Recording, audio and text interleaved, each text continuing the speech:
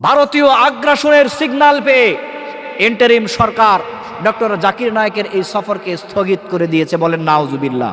আমরা কয়েকদিন পূর্বেই জেনে খুশি হয়েছিলাম বিশ্ব ইসলামী আন্দোলনের অন্যতম স্কলার এই কোরআনুল কারীম থেকে পৃথিবীর অধিকাংশ রাষ্ট্রগুলোতে ঘুরে ঘুরে সফর করে যিনি কোরআন থেকে কথা শোনাতেন, Islamic scholar doctor Zakir Naik এই বাংলাদেশ সফরে আসার জন্য দিনক্ষণ চূড়ান্ত হয়েছিল।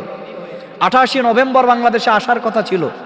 কয়েকদিন ঢাকা, চট্টগ্রাম, খুলনা, বগুড়া সহ দেশের বেশ কয়েকটি অঞ্চলে এই কোরআন থেকে তাফসির করার জন্য সকল প্রস্তুতি গ্রহণ করে এটার আয়োজন সম্পন্ন করা হয়েছিল। অত্যন্ত দুঃখের বিষয়, ভারতীয় আগ্রাসনের সিগন্যাল পেয়ে ইন্টারিম সরকার ডক্টর জাকির নায়েকের এই সফরকে স্থগিত করে দিয়েছে। বলেন নাউজুবিল্লাহ।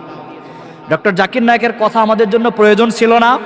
তিনি কি কোরআনের বাইরে কথা বলেন? কোরআন থেকে যে কোটেশন করে করে কথাগুলো বলতেন, এই কথাগুলো এই জাতির জন্য অত্যন্ত বেশি জরুরি ছিল।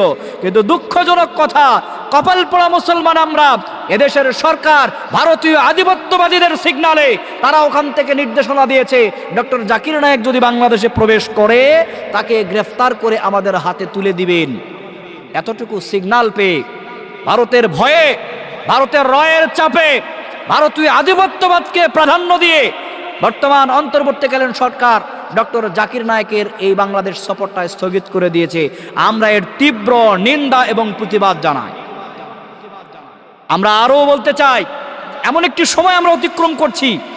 আপনারা দেখেছেন এদেশের বর্তমান সময়ের সবচাইতে আলোচিত ইসলামিক স্কলার শুধু বাংলাদেশেই নয়, ইতিমধ্যেই যিনি পৃথিবীর বহু কান্ট্রিতে কোরআন থেকে তাফসির করার মাধ্যমে নিজেকে বিশ্বের মাঝে মেলে ধরেছেন, আমাদের প্রিয় ভাই ডক্টর মিজানুর রহমান আজহারি। ঠিক না?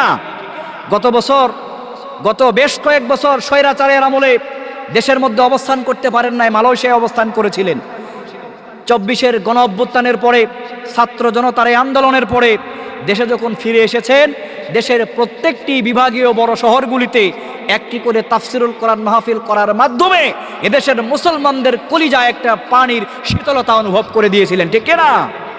আপনারা জেনে ব্যথিত হবেন, গতকালকে তিনিও ঘোষণা দিয়েছেন এই বছরের এই সেশনের বিভাগীয় প্রোগ্রামগুলো, তাফসির মাহফিলগুলোতে আমি আর অংশগ্রহণ করছি না।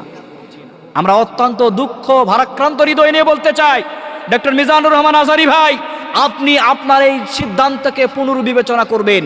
এদেশের লক্ষ কোটি মুসলমান আপনার কণ্ঠে কোরআনের কথা শোনার জন্য অধীর আগ্রহ নিয়ে বসে আছে।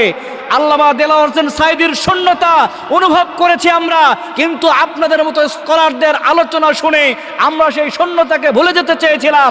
কিন্তু আপনিও যখন ঘোষণা দিয়েছেন এই বছরের প্রোগ্রামগুলো করবেন না, তাফসির মাহফিলে উপস্থিত হবেন না, আর সরকার যখন ডক্টর জাকির নায়েকের সফর স্থগিত করে দিয়ে কোরআন শোনা থেকে আমাদেরকে বঞ্চিত করে, যেই ময়দানে আল্লামা সাঈদী কোরআন শুনে আমাদের ঈমানকে চরম বৃদ্ধির জায়গায় নিয়ে যেতেন, ওই ময়দানের মানুষগুলো কোরআন শোনা থেকে বঞ্চিত হোক, এটা আমরা চাই না। জোরে বলেন ঠিক কিনা? আমরা ইন্টারিম সরকারকে বলতে চাই, ডক্টর জাকির নায়েককে অতি সত্বর রাষ্ট্রীয় মেহমান করে এদেশে কোরআনের কথা বলার জন্য ব্যবস্থা করে দিন। ঠিক কিনা? ডক্টর মিজানুর রহমান আজহারি ভাইকেও বলতে চাই, আপনি আপনার সিদ্ধান্ত পুনর্বিবেচনা করে এদেশের লক্ষ কোটি মুসলমানকে কোরআন শুনিয়ে আমাদের অন্তরকে শীতল করে দিবেন ইনশাআল্লাহ।